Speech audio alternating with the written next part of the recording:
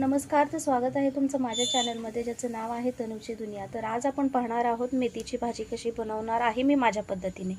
तर याच्यासाठी मी 8 ते 10 मिरच्या अशा भाजून घेणार आहे। तर भाजल्याने भाजीला जी चव आहे ती अशी चांगल्या पद्धतीने येते। तर या पहिल्या चांगल्या अशा खरपूस मिरच्या अशा ज्या आहेत त्या भाजून घ्यायच्या। आणि त्याच्यानंतर मी याच्यामध्ये घालणार आहे एक लसणाचा गड्डा घेतलेला आहे, 8-10 लसणाच्या पाकळ्या। आणि ही मुगाची डाळ जी आहे ती मी भिजून घेतलेली आहे 1 तासभर आधी। तर तुम्ही तुमच्या आवडीप्रमाणे कमी जास्त ही मुगाची डाळ घालू शकता, किंवा तुमच्या आवडीप्रमाणे या डाळी ज्या आहेत त्या तुम्ही घालू शकता या मेथीच्या भाजीमध्ये। तर ही भाजी जी आहे ती मी आता एकदम निवडून बारीक अशी स्वच्छ करून घेतलेली आहे पाण्यामध्ये। तर या मिरच्या आता मी मस्त अशा मिक्सरमध्ये आबडधोबड अशा वाटून घेणार आहे। जास्त बारीक आपल्याला हे नाही वाटायचं, तर थोडंसं। आणि लसूण जो आहे तो फक्त आपण असं ठेचून टाकणार आहोत तेलामध्ये। तर मी तुम्हाला दाखवते। तर आता बघू शकता हे तेल गरम झाले, तर याच्यामध्ये मी असा हातानेच असा जो लसूण जो आहे तो ठेचून घेतलेला आहे।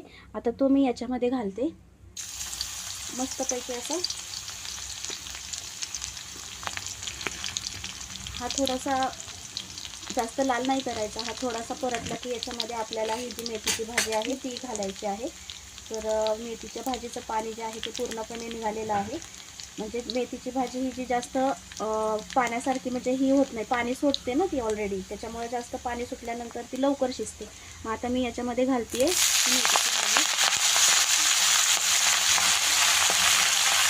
तर आता सगळी मेथीची भाजी जी आहे ती मी याच्यामध्ये घातलेली आहे। आता मी याच्यामध्ये घालणार आहे जे आपण मिरची आबडधोबड जी वाटलेली होती भाजून, तर ते मी याच्यामध्ये घालते।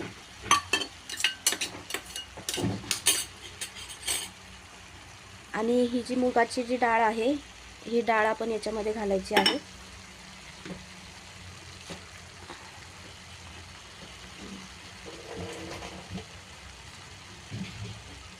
तर आता हे आपल्याला जरा गॅस मोठा करून सगळं एकजीव करून घेऊया आपण हे सगळं।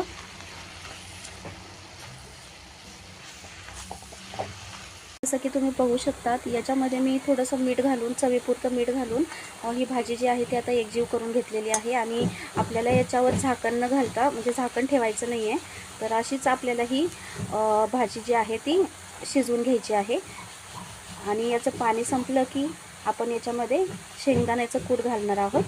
पण त्याआधी ही भाजीचं प्रत्येकाची पद्धत जी आहे ती अशी वेगवेगळ्या पद्धतीची असू शकते। तर मी अशा पद्धतीने मेथीची भाजी बनवते, तुम्हीही सांगा कशा पद्धतीने बनवता। आणि चॅनलला सबस्क्राईब जरूर